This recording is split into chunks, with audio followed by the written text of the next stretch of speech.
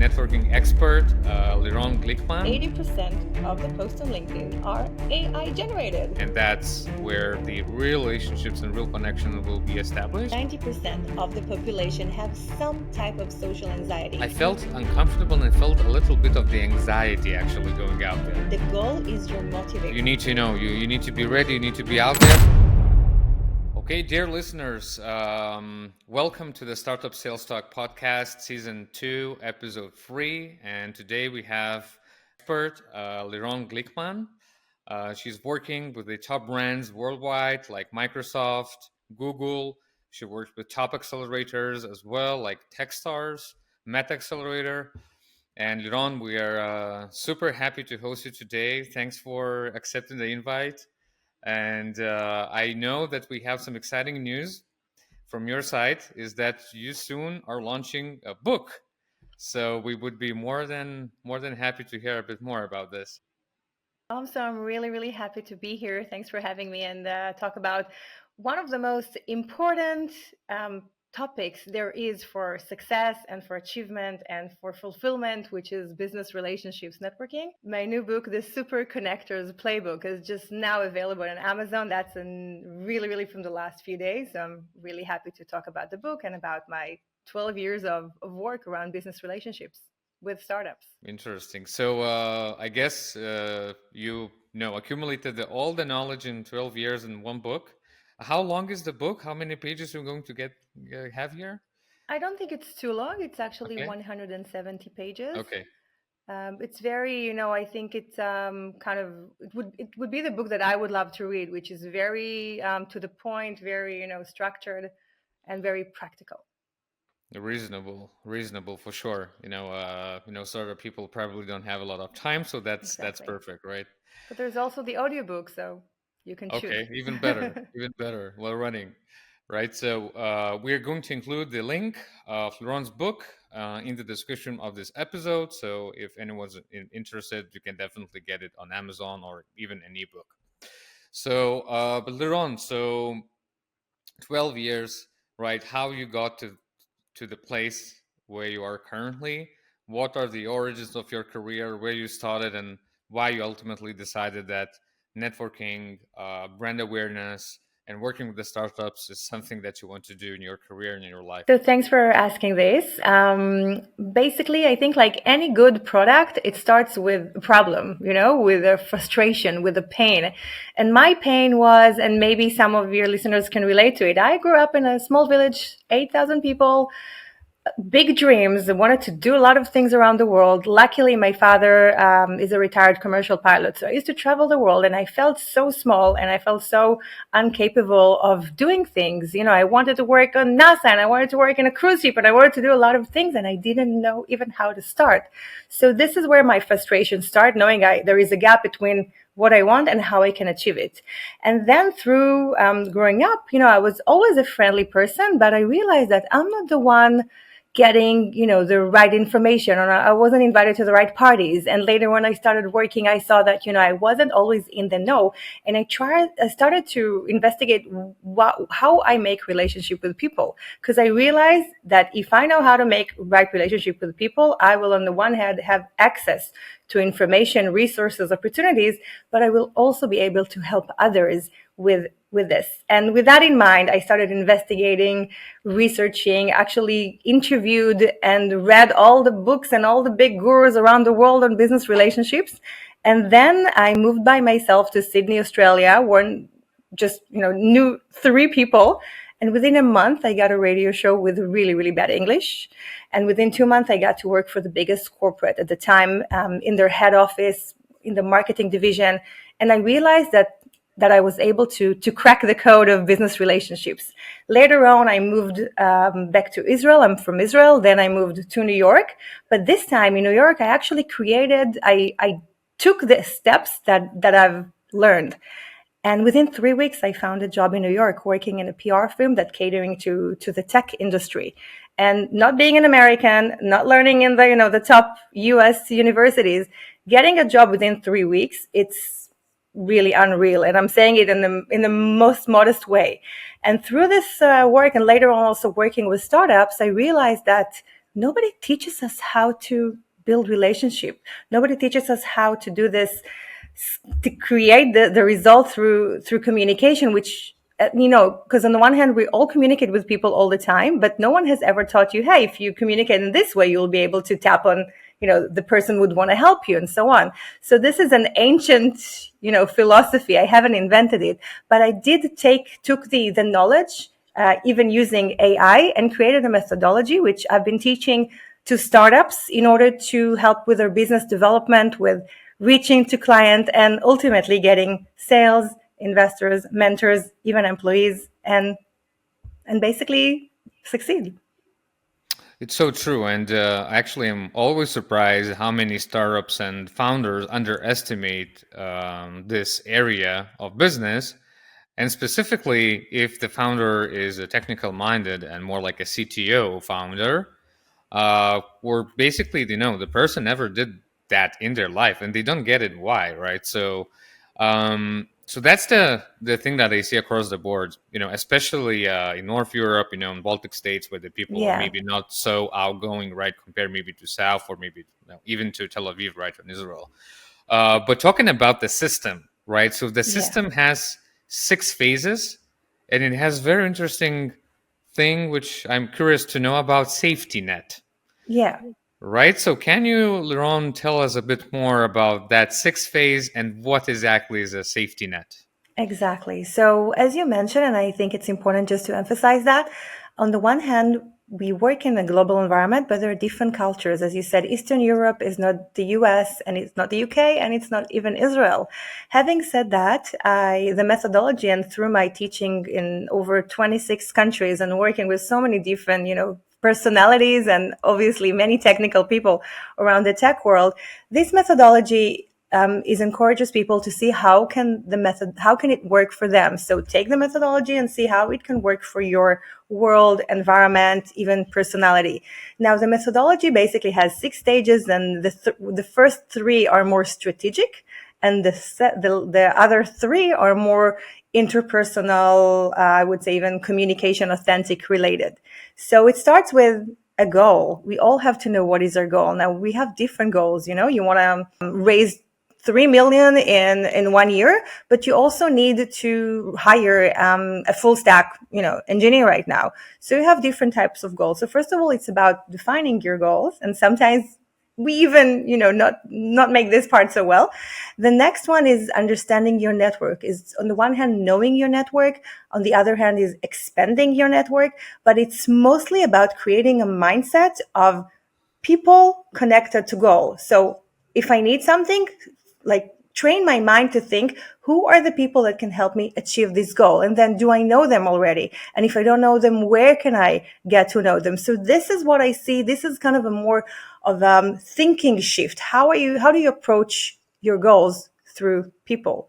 So this is the second one, the people strategy. Then it's about the personal branding, because when you approach people, that's amazing. But if you don't approach in the right way, if you don't emphasize the right credentials or right information that the other side want to hear, maybe the doors will be closed to you.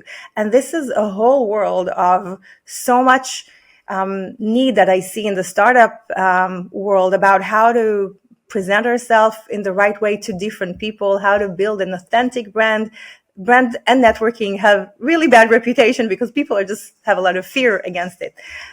So the third one, as I said, it's personal branding. So we had goal, people strategy, personal branding. Then it's about communication. How do you break the ice? How do you build a rapport? How do you create authentic, memorable connection through small talk and through initial conversation? Then how to maintain relationship, which, let's face it, it's the working in the word networking, but it's also about how to do it smart and strategic, not with everyone, but with the right people for you. And the last one is about leveraging. Usually when you build a relationship in the right way with people and they trust you and you've done it right, then it will be easier for them to want to help you, and then asking for result is much easier. So this is the model. And when you mention about safety net, then the idea is that when you basically, I see it as a authentic and strategic. It's okay. Like you have to be authentic. It only works when it's real, but it's okay to be strategic because we all want something and we all want to achieve something in life. And essentially, if you build your network in the right way, you create your own safety net. Mean you want to reach a stage where you can just take your phone and call anyone in the world for any small problem you need. Right now I need to buy bags for my book launch event. And I have the right person to just even text him and say, hey, can you help me get like XYZ bags in the right price? Or if I want to reach someone in GitHub, then I have 3 people in mind, like popping already, that can connect me to someone in GitHub. So this safety net is about creating this core network of people that can help you reach almost anything you want. And that's where you all want to reach. Okay, very interesting. And when I talk with founders, right, I hear some opinions like that it feels transactional. I don't want to, to build a relationship Yeah. based on some kind of benefit and all that, right? So I guess you heard that as well, right? What could you tell for that kind of founder who feels like that? And is there any maybe thought that you want to share to that kind of person to actually change the opinion and to think in a bit different way here? So first of all, I can understand that, and almost anytime this point comes up, I don't want to be fake. I don't want to just approach them because I need something. And on the one hand, it's true. It doesn't work when it's fake, and we don't want to be those people who just approach others for something. But if you won't overcome it or do it in the right way, you will not get anything in life. Doors you didn't knock on probably won't open up for you. But so then the question is, how do you do it? And the answer for me is being authentic and strategic. But as I said, first of all, authentic, meaning that start the relationship with being authentic. There is a beautiful sequence that I took from the marketing world called know, like, trust, buy. So basically, we people or our prospect, whether it's an investor or a prospective client or even a board member, even employees, they need first of all to know about us, then like us a bit, then trust us a bit, and then they would be willing to hear from us and maybe even help us. And how do you do it? It would be easier to explain through LinkedIn. For example, if you want to connect the CTO of Weeks in Lithuania, for example, let's try this. So then maybe you can find anyone online, right? So you can Google them, you can understand who they are, and then you can, in terms of the know, like, trust, you can connect with them and say something like, hi, I would be happy to connect with you, or I really appreciate Wix's product and company. And then you can a week later like something or comment, very genuinely, very authentic. Like really think what would be authentically right for you to say to them, or how would you like others to write to you in an authentic way. So really try to build a real relationships through this really small authentic and genuine comment. Then once they know you, like you, if you like them, they might like you back because they say, okay, he's okay, he gives me like good vibes or good comments, so they might like you a bit or have positive affirmation again for you. And then you can approach them, and then you build this kind of trust. Sometimes when you approach them, you want to mention mutual friends or any other common grounds to build this trust and credibility, and then you might increase the chances for them to answer you. Even at a conference, you're going to a conference and you don't sell. People sometimes just go to other people, just start selling. No, don't sell. Find interest in them. Ask them about their company, about their business journey, about their goals. That's how you build a good relationship first. So find interest in them, give them compliment, make them feel safe and nice around you. And then the time for the request or the transactional part will come more naturally. So a really cool story. One of the startups I used to work with, guys I really, really enjoyed working with in the Web3 sector, they had a goal. They wanted to get invested. They wanted Gary Vaynerchuk to invest in them.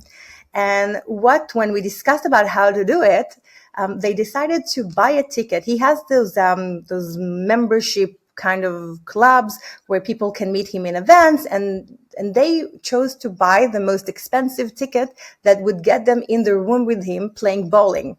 And then we started to think, okay, you're going to be in the room with Gary Vee and another 10 people who bought the same ticket playing bowling with him. How are you going to differentiate yourself, and how are you going to connect with him authentically? So later you might open the door for getting him to invest in you.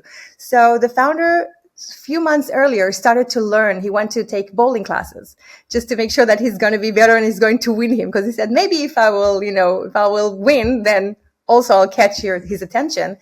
And we also looked at we really researched about him, and we looked at his, early days and his goals and wishes and some of his videos, and we found different common grounds. Some of them were religion-based, some of them were business-based, and we prepared a few questions he could ask him that are more personal to create this bond. And then they got connected on a personal level. He asked him about his family, about some holidays related to religion and so on. And they got connected. They got a few calls. They got a few meetings later. And then he invested in them. So that's a beautiful story about how to build authentic relationship before the strategic one. Interesting. And of course, homework. You need to do some research. But I don't know like the details of one story, but WeWork's founder Adam Newman actually raised a huge round by knowing a lot about Masa from SoftBank, Okay. right? And he even told the pitch in a certain way that could resonate with him. So that's another story that actually you reminded me right now. I didn't know about it. I'll read about it because it's really about the small, even the small nuances, even to know when to smile in the right way, or even to pat someone on, the shoulder in the right way if it's relevant, culturally wise. Sometimes really small cues can really make a big difference in their bonding and rapport that you build. Yeah, and talking about so your landing relationship, you establish it, right? So, but at least for me, and I guess for many other people, the hardest part is actually maintaining the relationship, right? Because I can establish so many, relationships, but at the end of the day, I have 24 hours and 7 days per week. And I need to really keep up with everyone. It's not possible at the end of the day, right? You need to prioritize. You need to make sure that, you are spending the time with the right people, because, you have goals and you have priorities. But is there any thoughts maybe to share from your perspective of how to maintain efficiently? Because that's, I think, where the people struggle a lot as well. That's a good question. And this part of maintaining relationship can really differentiate between a company who gets clients or not. Many times, as we know, and best, sales cycles can take a long time. And it's easy to give up and say, okay, it might not work. But maybe if you will maintain this small relationship every now and again, or, do this, check-in, then you will win it at some point. But the problem here that we don't know, right? You know so many people, you don't exactly know which one will give you the next client, or which one will, wake up and decide that, okay, this is the time to close the deal with them. So there are a few circles. When I look about maintaining relationships, I see it in the form of a few circles. First of all, there is the broader circle, because as you said, we cannot and we shouldn't stay in touch with everyone we meet. It's just irrational and it's just impossible. But what you can do is, first of all, connect with them on LinkedIn, and even on WhatsApp or any other social related platforms. And then be active on LinkedIn. I know specifically you do a wonderful job, but when people are active on LinkedIn, then they get exposed to several amount of, of their connections. And also I use WhatsApp status very, very lightly. I don't like to use it a lot, but I try to use it only when I have big announcement. And then I'm sure that I will, pop up to many people. So that's one thing. First of all, be out there on social media, Instagram, Twitter, LinkedIn, whatever works for you and wherever your clients are. So this is the first circle, because so many times people just approach me through a post on LinkedIn, even if I haven't been in touch with them for a while. The second thing is what I like to call the 90 list. This is a model by Michael Port, which is an American marketer, and I've been using this model for many years. He said, because we cannot remember and we cannot stay in touch with so many people we know. So he said, create a list of relevant people, but up to 90 relevant people. It could be 10, 15, 90.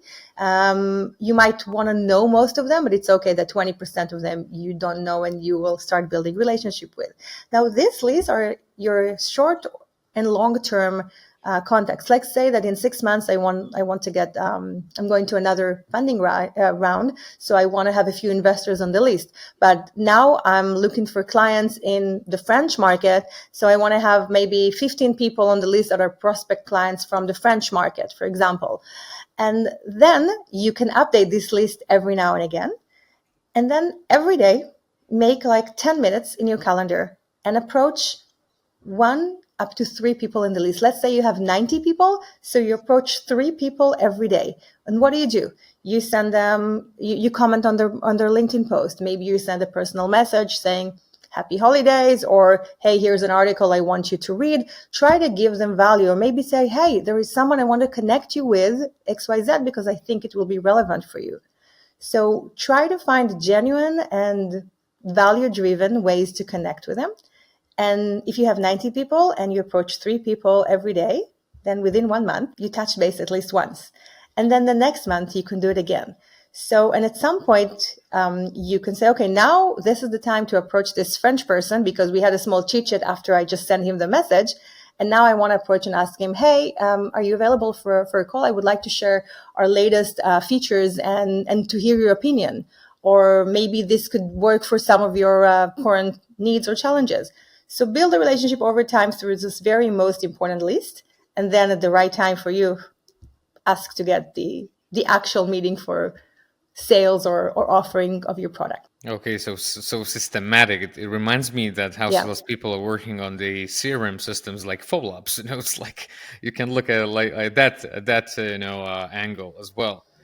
Yeah, and it's so important for salespeople, especially who are working on enterprise deals, and they want to establish those relationships actually early on because it will take time, as you mentioned. There's very long sales cycles.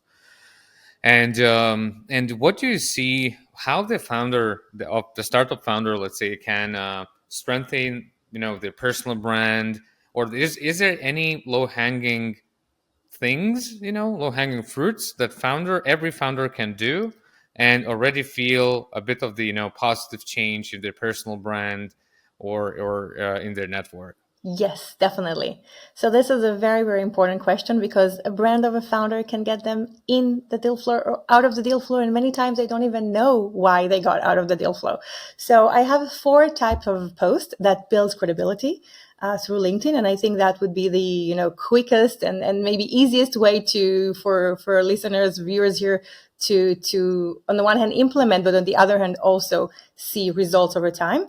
But I want to again start with a story of my experience. It was in 2019. I just started working with a new startup in the sales. Also, it was sales reps engagement platform. Very smart, very unique. They were working already in Europe, and within 2 weeks of getting to know them and starting to work with them, they sent me to a pitch tour in the USA. They trusted me so much, and they say, this is our product.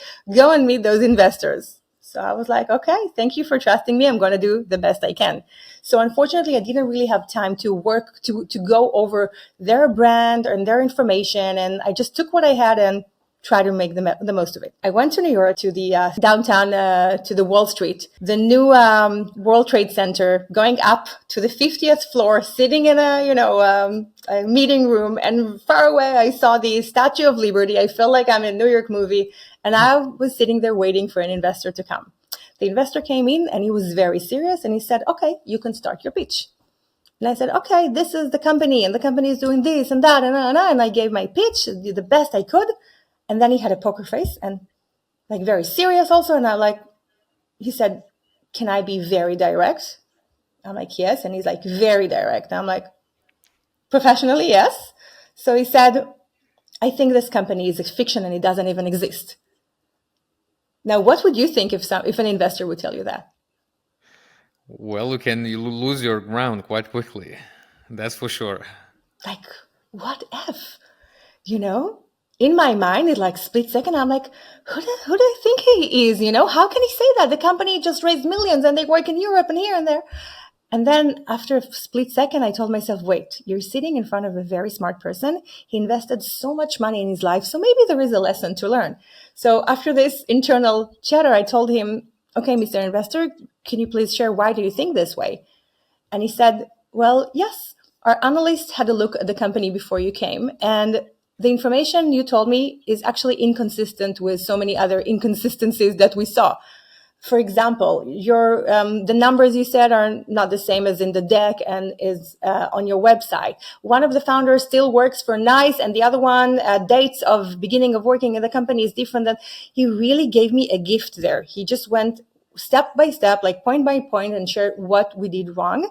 And then he finished off by saying, if we didn't have a mutual friend who connected us, I probably wouldn't have even, agreeing to meet with you. But he gave me a gift because he shared why our startup wasn't, credible enough.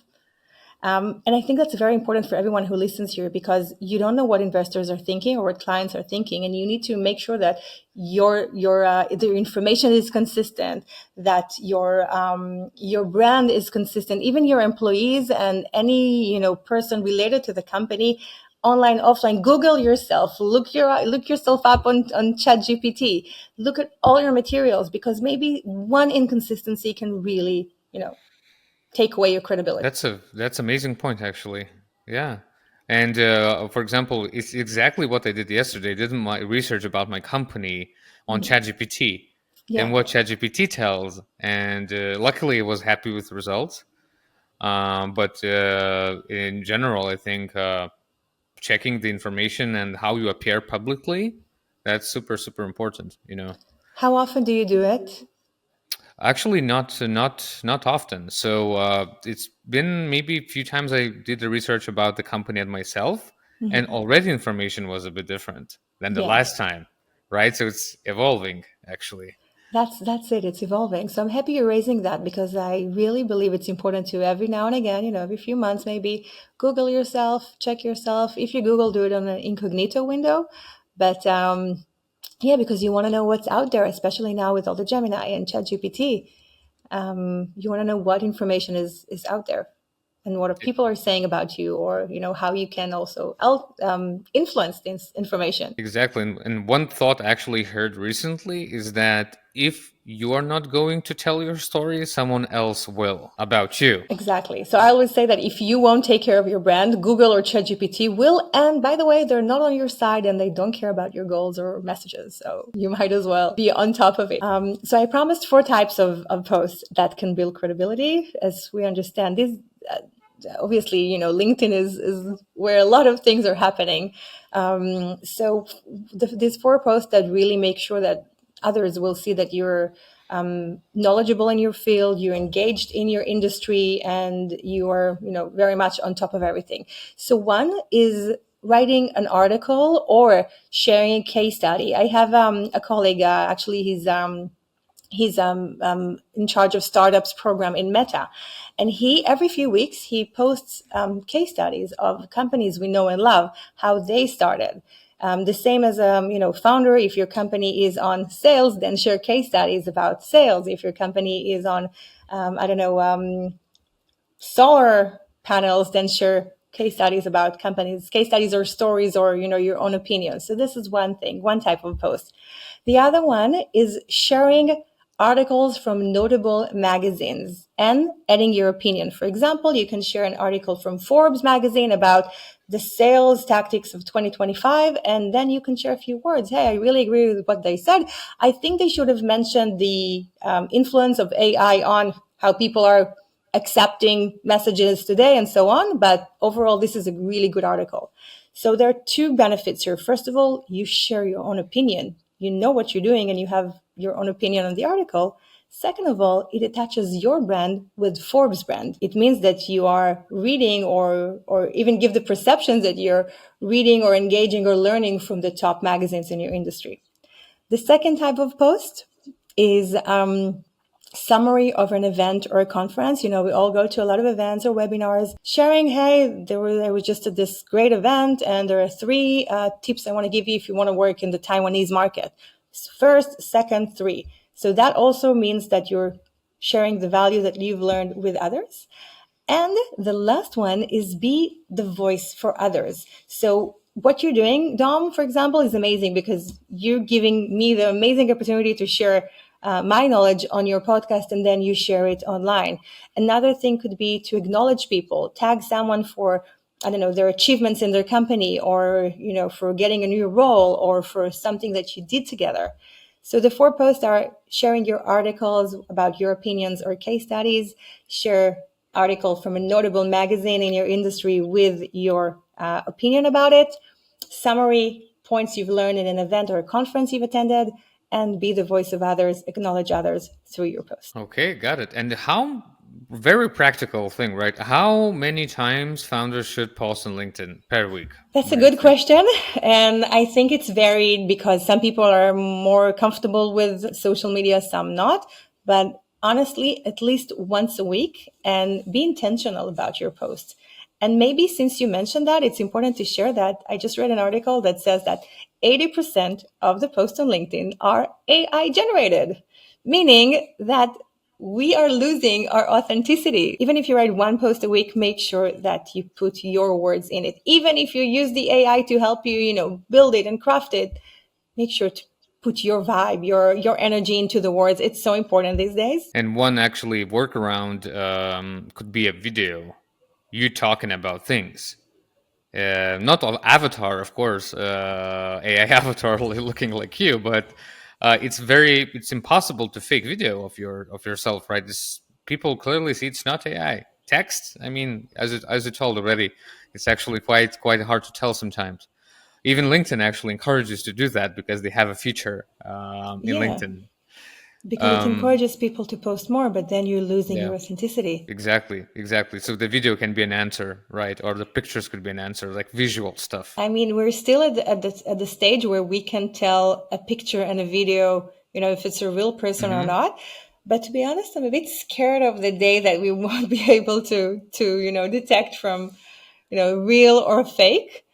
It has some benefits, but I think in terms of authenticity of real connection, it will make it harder. And so the AI impact and effect for networking, right? So one of the impacts that I see to some extent is that face-to-face time with the people becomes even more important, even more efficient, and that's where the real relationships and real connection will be established. Because online you never know, and we'll reach the point when we will not even tell, is it like real Dom talking, is it real Lirone talking, or just their avatars, right? It's going there now. In physical world, it's not going to be possible for probably our lifetime. So do you see the same trend, or maybe do you feel there's other things that AI impacts the networking in a profound way? Yeah, and I want first of all to acknowledge you and what you said, because I know you put a lot of emphasis on face to face, and you travel to a lot of places that you're working with, like in Tel Aviv, where we met, and hopefully we'll meet again in a few weeks. And I think it's eventually this is where you really feel and bond with people. Then again, thanks to COVID or even a bit before, we learned to create global relationships through Zoom, through, video calls. And, like there's so many people I work with that I have never met, or maybe I worked with for so long. And then when we met in real life, it was like, okay, we're best buddies-ish we need to know today to work in the 2 spheres, and we need to know how to connect with people in the 2 spheres. And many times when I talk about, for example, in my methodologies and book about how to break the ice and the small talk formula, it works on video, but it also works face to face.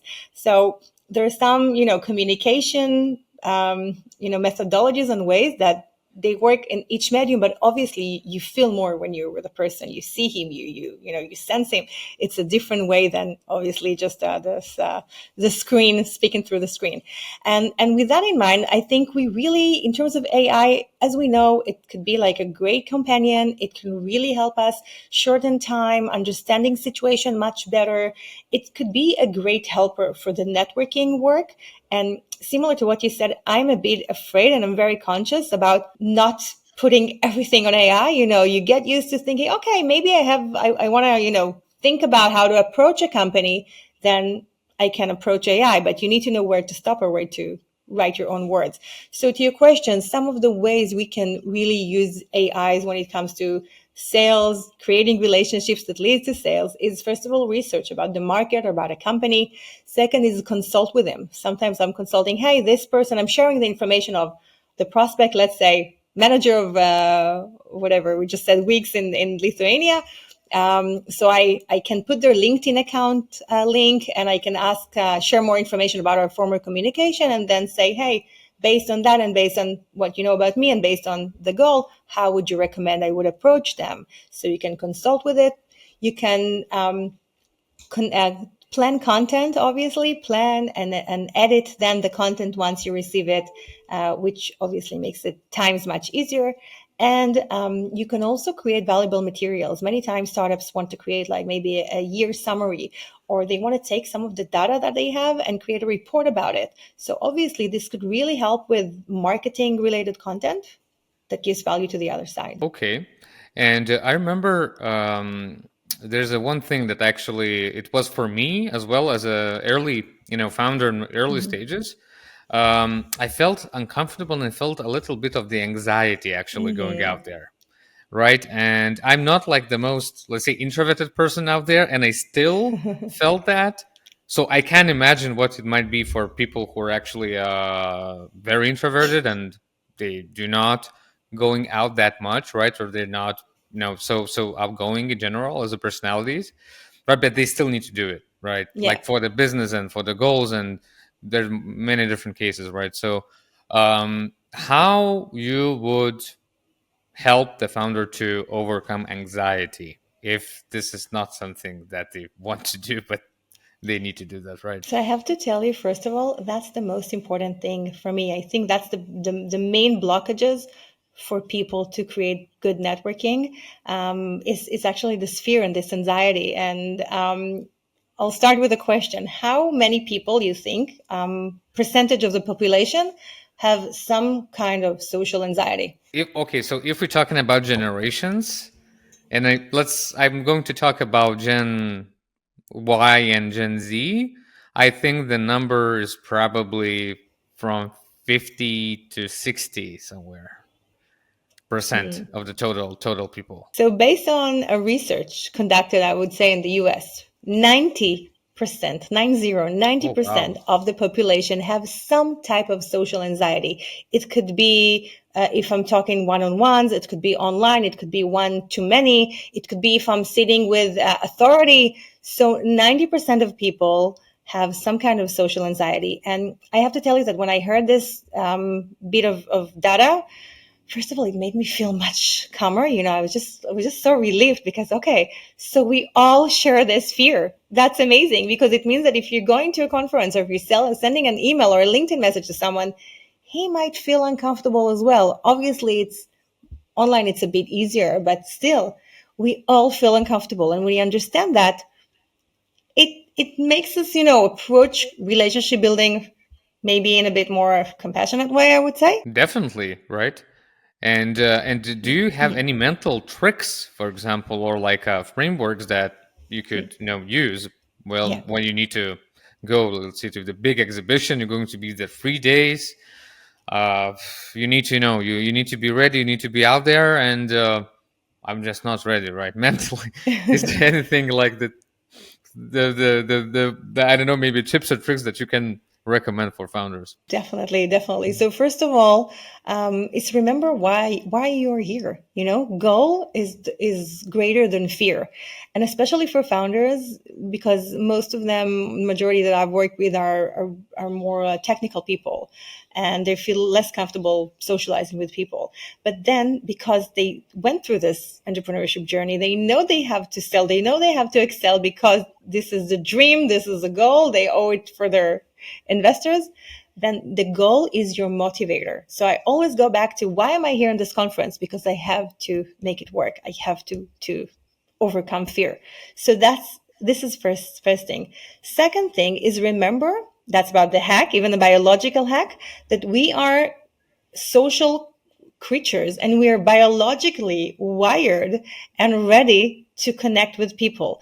Now, what happens when you talk to someone for like about a few seconds, and when you smile and the other person smiles at you, after a few seconds of conversing with someone, oxytocin, the hormone oxytocin, actually bursts in your body and the other person's body. And this is the friendship, trust, and love hormone. Meaning that, you know, when you start speaking to someone for the first 3 seconds, it's really uncomfortable, and then you feel a bit better. So that's where this oxytocin kicks in. So remember that after the few uncomfortable seconds, your body and his body or her body will help you make it much better.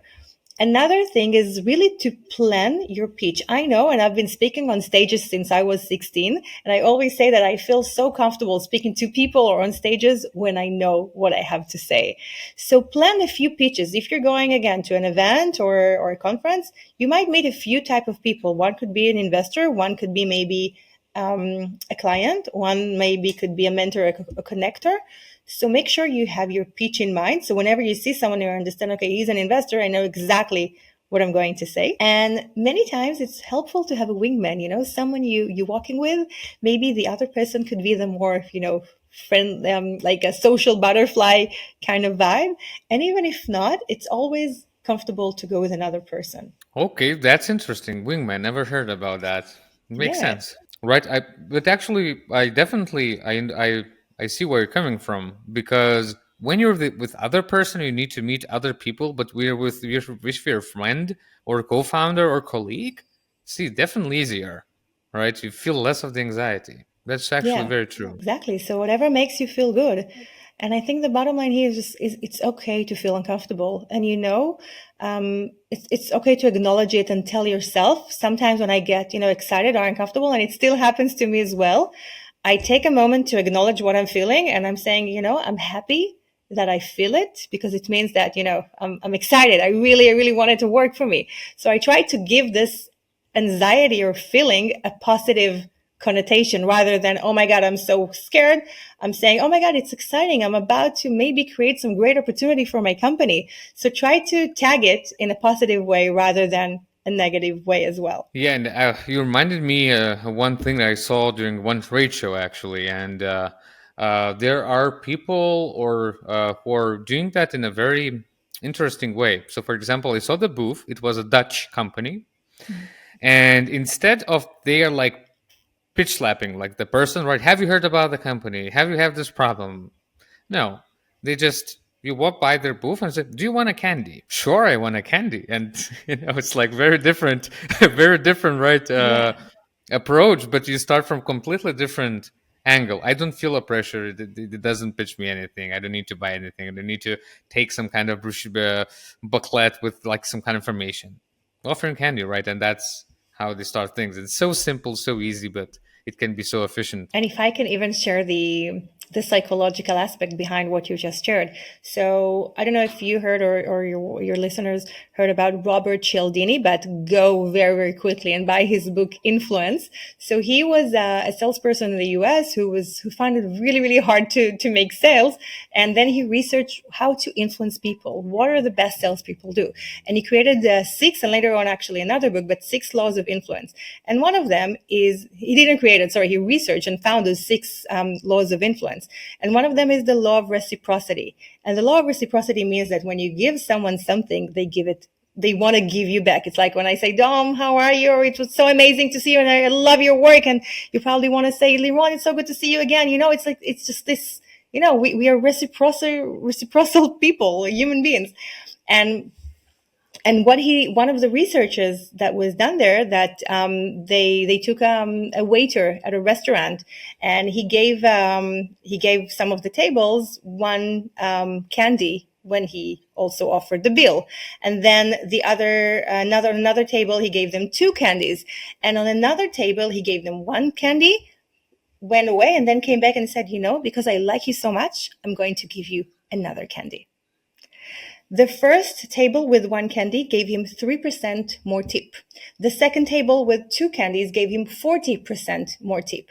The third table gave him 41% additional tip, because he made them feel special. So giving something to people and also giving them in a way that makes them feel special will actually activate their will to give you more in return. That's great. Great research, I would say.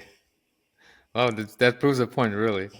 And definitely will check out the book. I never heard about the book, but definitely it goes on my Kindle now. Um, and you and obviously, Lirone, you work with a global brands, and I mentioned just tech brands, but you've worked with fashion brands like Adidas, right, or with other ones, right? And every founder's dream is to capture attention from those big brands, because it will elevate yourself as well, big time, right? And what are would you recommend to founders to do specifically to attract the big brands and that they would care? Because like by default, each probably founder, or maybe in the ecosystem that I am at this point, is that people by default they think, oh, I'm not interested, I'm Yeah. too small, it's no chance for me, I don't even try. But in my startups when I used to work, we landed deals with Nike, we landed deals with Walmart, we landed deals with Epic Games, when I was working in previous startups and with biggest energy firms. And that was very interesting always to me. Why they care about us, such a small startup somewhere in Europe, right? But at the end of the day, we were able to capture that, right? So maybe do you have any recommendations, for salespeople who are hunting for those brands, or founders who want maybe to land the partnerships or something with them, right? What would be your take on this? Yes, and I wonder, you said, why did they care about you? So why do you think they cared about you? I think a few things, right? One thing could be that we gave a lot of attention to them, and we gave things upfront, a value upfront for free, right? So, for example, when I was working, and I brought the Puma on the table, and it was the first time Puma did 3D shoe with us, actually, because it was working in 3D company, and we did a 3D shoe for Puma, right? So that was a big deal, right? Because if Really that big happened, deal. yeah. So things like that, and I think that because we did a great job of actually being consistent with them, being stubborn, actually, not dropping down the communication. And at the end, we provided a value up front with that 3D shoe, right, that we made out of their product. And I think that was for free. Or it was like at a very well discounted price, but it's a high chances for free, right? So we're giving the value up front. So I think these few things combined made an impact that it was. So I love what you're saying, and with that in mind, I'll share my answer. Then first of all, I always say it's really how you start the relationship. So when you start a relationship with someone, even it's about how what you wrote on your about part on your LinkedIn. People, we oftentimes get to know people before we actually get to know them. So you need to think, how do you want to be perceived? And you probably, and we all want to build trust. We want to be open when we converse with people, and especially such brands. We want to share our shared goals. I mean, for you guys, it was, let's create the first 3D shoe, I assume, or this is a shared goal that both of you had what to bring to the table. And again, and the value. And as you said, I liked what you said, the value you gave, it's not only with your expertise or 3D knowledge, it was also about maybe the small check-ins and caring about them. Caring is also a value that we bring to other people. So relationship with brands is actually a relationship with people, and it's a relationship like any others.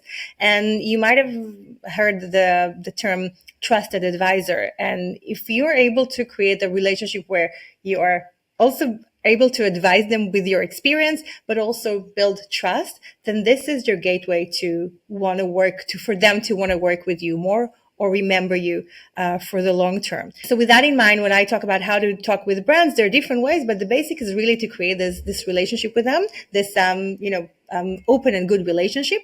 I will also share a very briefly methodology that we've used when I worked in the sports tech industry, which was about, first of all, creating, again, your brand, because when you approach them, they want to see you're credible enough. So if you build yourself as a thought leader, if you wrote to different magazine, if you've been, in podcast, or you write a lot on your LinkedIn and you seem to be knowledgeable in your field, this is a good point for you. Second thing is, I like to call it, it's how to connect with them in a content-led connection activities, which means many times you can really connect to them by giving them what they want. And using content is a great way, like a podcast, like creating events, webinars, and inviting those specific people in the brands to join your webinar, even a face-to-face conference, and to invite them over.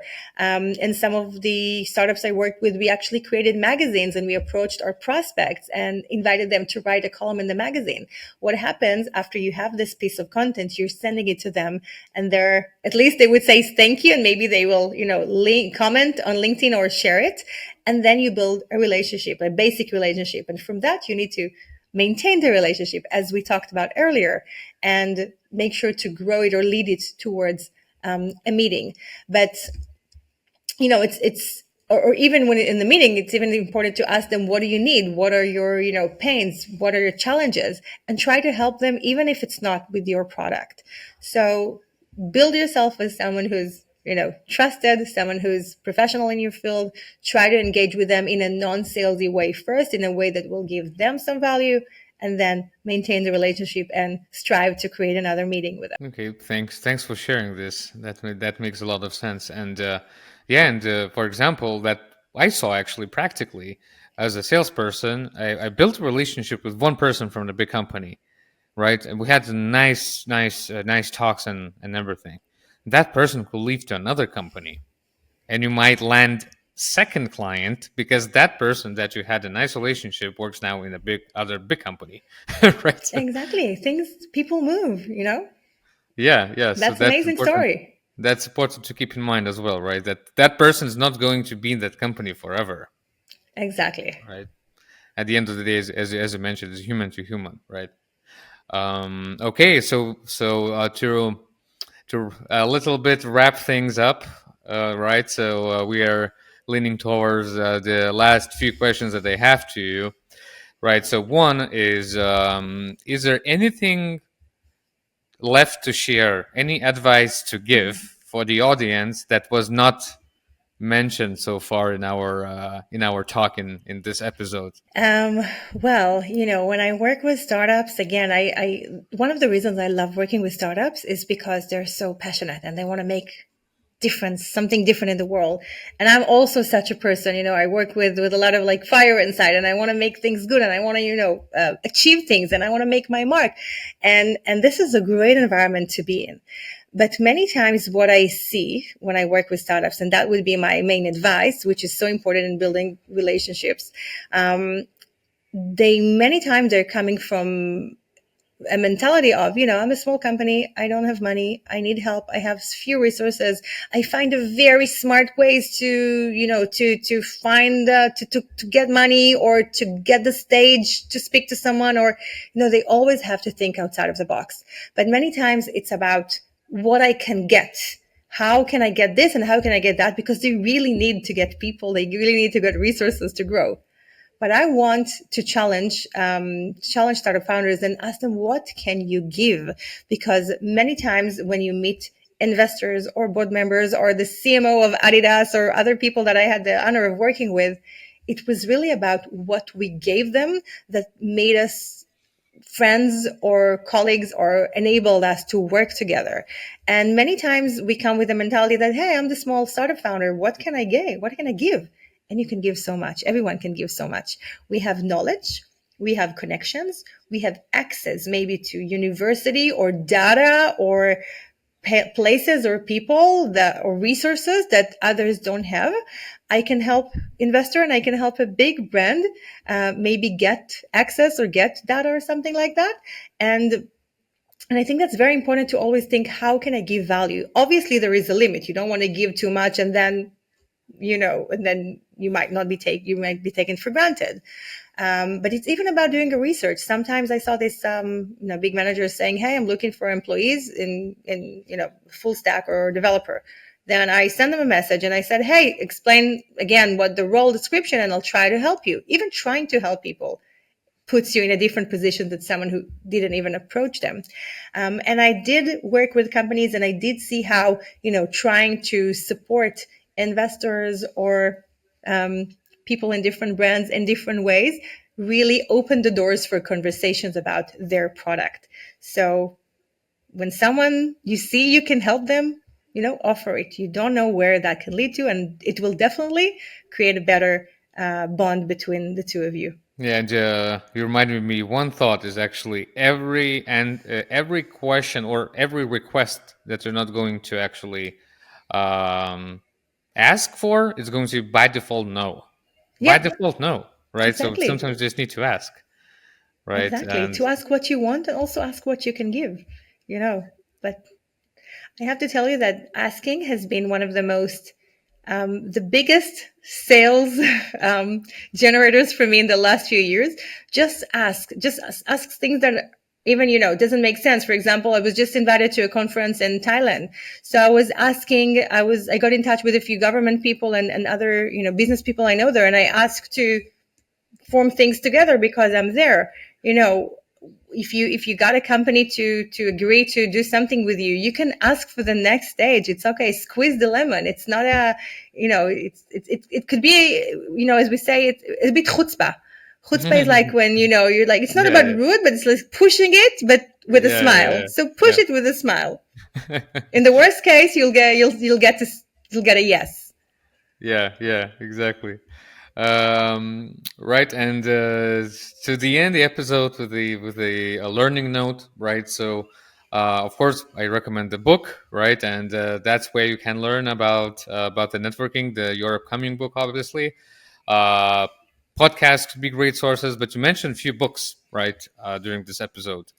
What other maybe book or some kind of resource you would recommend actually to learn from about about the networking, about brand awareness, for our audience? Great question. So first of all, I'll say that, human connection and achieving goals through relationship, it's not something new. Sometimes I hear people saying, this is a new thing. You have to know people today. No, it was there from the dawn of humanity. So we all have to know it. That's why also I've been researching and teaching about it. So if I can recommend, first of all, it's my book. I invite you to go on Amazon, The Super Connectors Playbook.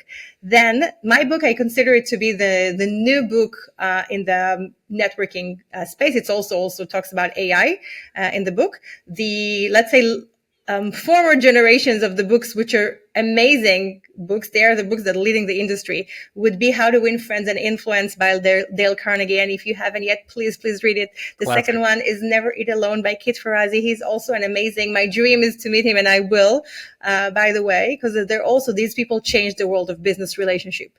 Another amazing, smart, brilliant human behavioral scientist called Vanessa Van Edwards. You can look her up online, and she has a few books, Cues and Captivate.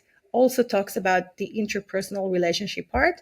And if you read those books, you're and mine, and I'm sure you'll be ready to go and get a lot of results through business relationships and business development. That's great recommendations. Wow, so many books to read. And Influenced by Robert Cialdini. Okay. Yeah, everybody knows how to win friends and influence people. That's the very Yeah. famous book. Right? Got it. So, Lirone, thanks a lot for your time. It's been really enlightening, and I think the audience has a lot of things to think about after this episode. So I wish you good launch with your book, and hopefully to see you very soon. Thank you so much, Dom, for having me. It was a great pleasure, and keep doing your great podcast and work, and sharing such important information with so many startup founders out there. Thank you so much. Thank you, Lirone. See you.